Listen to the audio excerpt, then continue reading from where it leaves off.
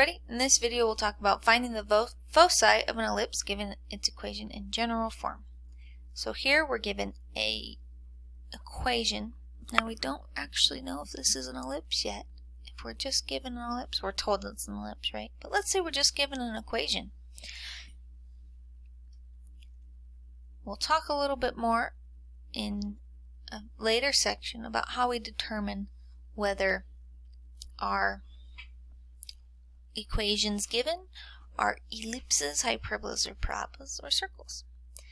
But let's go ahead and group our x's together. So we get x squared minus 10x grouped together, and then we have plus 4y squared minus 8y.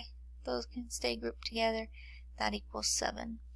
Now, why did I leave a gap? We'll go ahead and look at that. Because in order to complete this square, or to get it into the form of x minus h squared, I need to add something here. And what do I add there? I add negative b over 2a squared. And that's going to make it so I can complete the square nicely and then factor. So negative b over 2a in this case is 10 over 2 times a, which is 1 squared. So this ends up being 5 squared, which is 25. So I'm going to add 25 to both sides. And then this portion right here factors into x minus 5 squared. Now what about for the y portion? In order to get this into y minus k squared, or something of that form, I need to have a 1 in front of the y squared. So I'm going to factor out a 4, and I get y squared minus 2y for this portion. I'm adding that. Now I need to add something to the end here, just like before, in order to complete this square. And I add negative b over 2a squared, which is positive 2 over 2 squared. So I'm going to end up adding 1. But I didn't just add 1 because this 1 is inside of this parentheses, so I really added what? 1 times 4, or 4. Now this part factors into 4 times y minus 1 squared. And then I still have this x minus 5 squared being brought down on that side. I'm adding these together, and it's equal to 7 plus 25 plus 4, which happens to be 36. Now to get this into a standard form, I need to have it equal to 1 on one side, so I'm going to end up dividing by 36 on both sides, which means I take each of my terms and I divide it by 36. So I end up getting x minus 5 squared divided by 36, nothing reduces there, plus, now 4 divided by 36 reduces to 1/9, so this is over 9, and that's all equal to 1.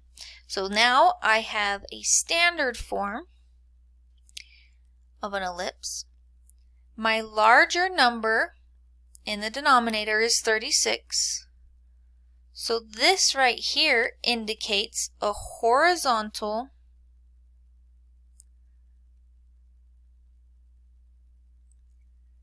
major axis.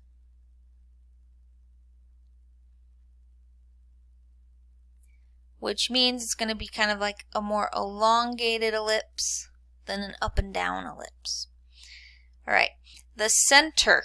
Why is the center important? Because the center is going to tell me where to start with my ellipse, or with my foci. So my center of my ellipse is here, and my foci are here. And my foci end up being a distance of c, so this distance here is c, away from my center. Now let's go ahead and take a look at A. A is 6 because a squared is 36. So A is 6. And B comes from my smaller number. B squared is 9, so B equals 3. Now the equation for c squared with an ellipse is c squared equals a squared minus b squared. So c squared is going to equal 36 minus 9, which is 27. So c equals the square root of 27, which does reduce down to 3 square root 3.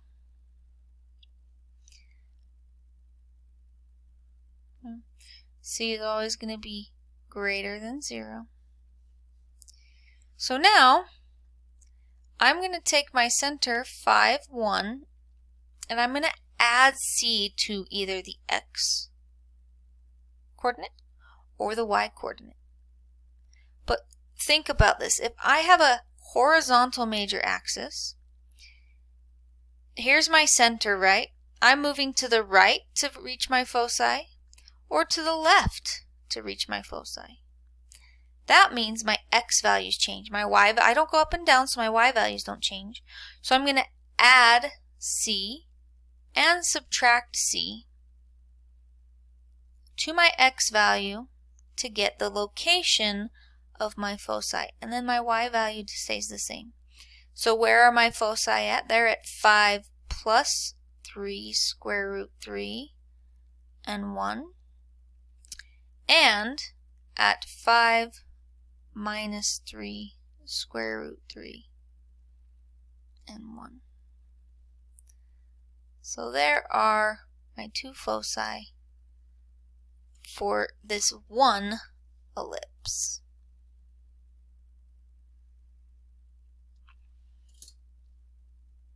So here's another example. I'm going to go ahead and walk through this one a little bit quicker as far as getting it into standard form.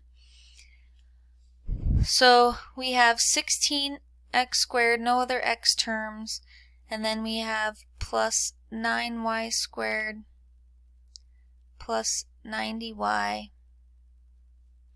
That equals negative 81. We can go ahead and factor out a 9 here, so we get y squared plus 10y. Then what do I need to add? I need to add 25.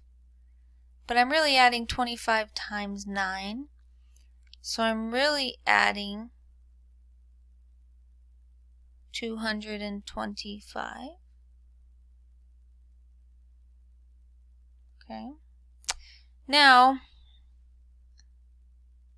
I still have the 16x squared here.